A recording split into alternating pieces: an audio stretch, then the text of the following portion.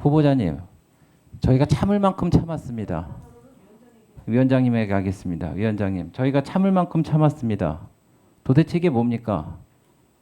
후보자는 우리 인사청문회 자체를 지금 능멸하고 있습니다. 저희가 어제 자료 제출 요구를 했고 그거에 대해서 성실히 제출하겠다고 했는데 지금 이 시간까지 한 건도 안 들어오고 있어요. 이게 인사청문회를 무시하고 국민을 무시하는 거지 뭡니까 도대체? 그리고 이렇게 20곡에처럼 국무총리 후보자 입만 보고 우리가 계속 이 회의를 해야 됩니까? 저희 참을 만큼 참았습니다. 그리고 지금 국무총리 후보자 입을 통해서 나온 얘기 중에 결격 사유 10가지 중에 어느 한 가지도 소명된 게 없어요. 이대로 계속 회의할 수 없습니다. 그래서 제가 마지막으로 위원장님께 간청하고 후보자에게 또 경고합니다. 저희가 달라고 했던 그 의결을 하고 요청했던 자료 지금 즉시 내시고요. 만약에 안 되시면은 저희가 지금 2차 질의입니다. 아마 2차 질의 끝나고 나서 그 정회를 할 텐데 3차 질의가 시작되기 전까지 전부 다 내주세요. 지금 언론의 평가도 그렇고 국민적 평가도 그렇고 후보자가 어느 하나 속 시원하게 소명도 하지 못하고 국민 앞에 떳떳하지 못하다는 게 평가입니다.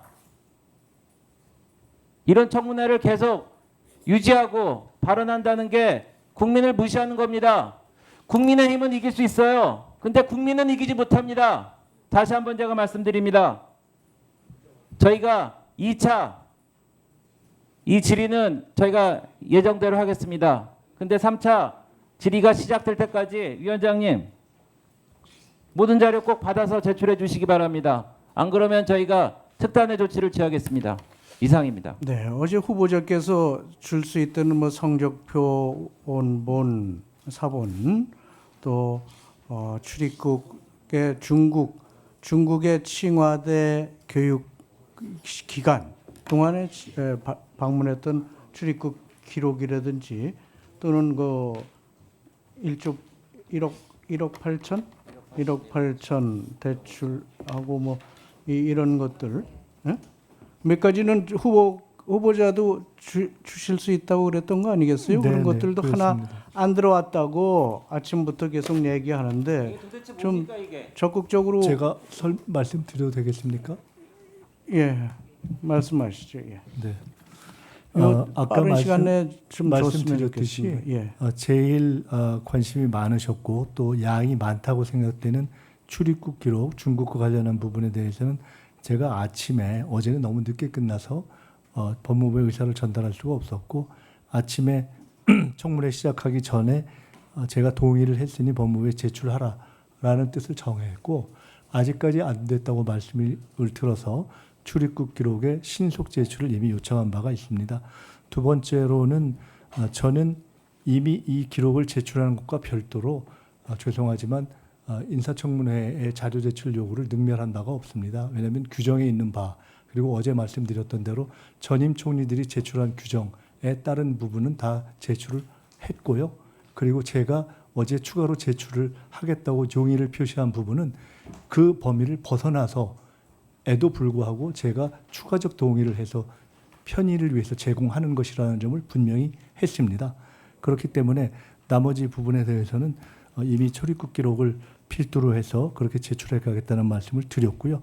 한 가지 더 말씀드린다면 저는 개인적으로는 이 문제가 그러한 어떤 조건부의 대상이라든가 이런 것은 아니라고 생각되지만 이렇게 청문회에서 지금까지 법규와 관례에 의해서 정해진 이상의 요구를 충족하기 위해서 제가 특별한 추가적 동의를 해서 자료를 제출할 때에는 이러한 과정을 거쳐서 하나하나 정리되는 것들이 청문회의 정리에도 도움이 된다는 기대를 갖고 하는 것이고 국민들도 그렇게 바라볼 것이기 때문에 이미 지적된 바 청문회의 지금까지 과정에서 명백하게 국민의 오인을 가져왔다라고 생각되어지는 청문위원들의 대외적 발언 또는 공표 행위에 대해서는 시정이 있어야 되는 것이 아닌가 하는 생각을 저는 가지고 있습니다.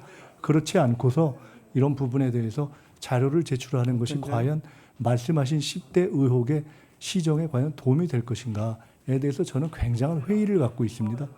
네. 하긴 후보자께서 주실 수 있다 이런 것들은 우선적으로 주시고 또 꼭 필요하다고 하는 것은 못 주시면 못 준다고 왜 이런 이유로 해서 어렵다는 것을 분명히 좀 얘기를 해주시면 회의 운영에 도움이 될 것이라고 생각합니다. 자, 우리 김현 의원님 의사진행 발언 3분. 했는데요. 지금 앞서 이미 제가 오전에 그 배준영 간사가 언론 보도를 통해서 질의한 내용에 반론을 제기한 바 있습니다.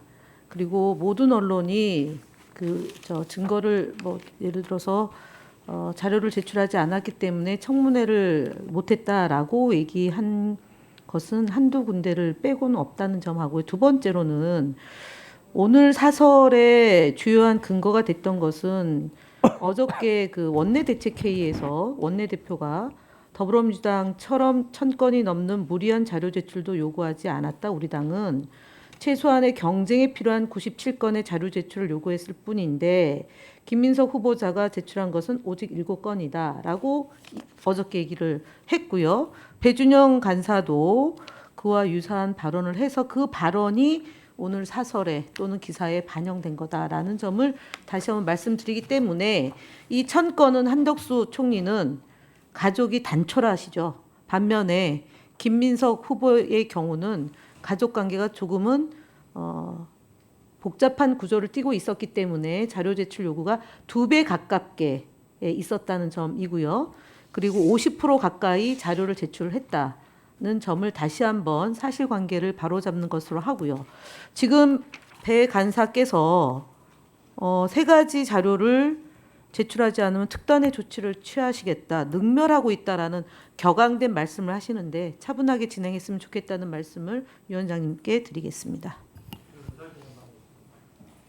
네, 뭐 자료와 관련되는 겁니까? 네, 말씀하시죠. 예.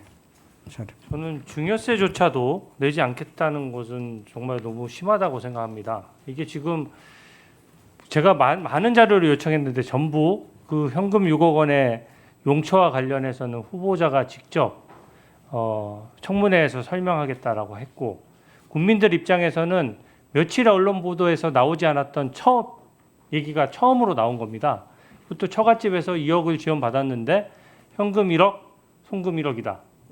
저희가 뭐 다른 자료 요청했습니까? 증여세 납부했는지 여쭤봤더니 증여세 납부했다라고 얘기했고, 증여세 납부 자료에 보면은 그게 얼마인지 금액도 확인될 것이고, 실제로 현금이라는 게 일반 국민들 관점에 생각해 보십시오. 현금이 오고 가는데 이게 지금 뭘 어떻게 규명해서 증여세를 신고를 했다는 것도 의문이고, 이 자금 출처에 대해서 저는 의문투성입니다. 근데 지금 소위 말하는 8억 원에 대해서 지금 제대로 소명된 것이 뭐가 있습니까?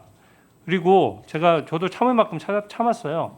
후보자께서 저를 밖에서 지금 인사청문 열리기 전부터 법무부 장관 지명해서 저 한번 털어보자라는 글에 동조하셔서 올렸습니다. 저도 참았어요. 그러고 본인이 잘못됐다는 거 알고 내리긴 했지만 이게 도대체 뭡니까? 이게 인사청문도 열리기 전에 저에 대해서 자표 찍는 거거든요. 그 이후로 근거 없는 네거티브 의혹에 저 엄청 시달렸습니다. 그래도 제가 참고 인사청문회 파행 안 하고 저도 도리 지켜가면서 자료 달라고 하고 있는 자료 가지고 최선을 다했습니다. 그리고 또 다른 언론 인터뷰에 나가서는 저를 토대로 해가지고 또 이런 얘기도 했어요. 특검을 받게 되니까, 특검 수사를 받게 되니까 그것 때문에 지금 탄압 프레임을 뒤집어 씌우려고 제가 이렇게 하는 것이다. 저는 숫자만 얘기했습니다. 제가 어디 다른 얘기 했습니까? 전부 숫자를 얘기하는 거예요. 지금 현금으로 국민 모르게 현금을 쓰다 보니까 숫자가 하나도 안 맞아 떨어지는 겁니다. 거기에 대해서 소명을 해달라는 것이고, 이 부분에 대해서 협박에 가까운 거죠. 너 특검 수사 받으라는 거 아닙니까? 야당 의원이 얘기하는 거랑 다릅니다. 총리 후보자 정도 되면은 이런 게 수사 가이드로 작용될 수 있다는 것도 생각해 가면서 도를 지켜야 되는 거예요. 내란 특검 말씀하시는데, 아니 민주당 논리대로라면 지역구가 지금 여의도인 후보자는 비상계엄 해제에 참여하지도 않았고, 저는 당시 여당이었는데도 참여했습니다. 그러면 내란 특검 수사 누가 먼저 받아야 되는 겁니까? 그런 식의 밖에서 온갖 조롱하고 이렇게 하다가 자료까지 이제는 증여세까지 안 내겠다? 이거는 지금 국민이 보셨을 때 직관적으로 저는 아실 것이라고 생각합니다. 증여세는 반드시 좀 받아주십시오.